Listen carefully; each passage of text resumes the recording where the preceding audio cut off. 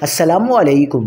کراچی کے ساحل سمندر پر لرزہ خیز واقعہ دیکھنے والوں کی چیخیں نکل گئیں، ہر ایک کو رلا دیا۔ کیا آپ حالات حاضرہ سے آگاہی حاصل کرنا چاہتے ہیں؟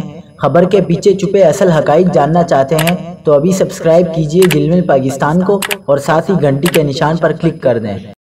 آپ کو بتاتے چلیں کہ کراچی میں سی ویو کے مقام پر انتہائی افسوسناک اور لرزہ خیز واقعہ پیش آیا ہے۔ ایک شخص نے اپنے 2 بچوں سمیت سمندر میں چھلانگ لگا دی، دیکھنے والے لرز اٹھے۔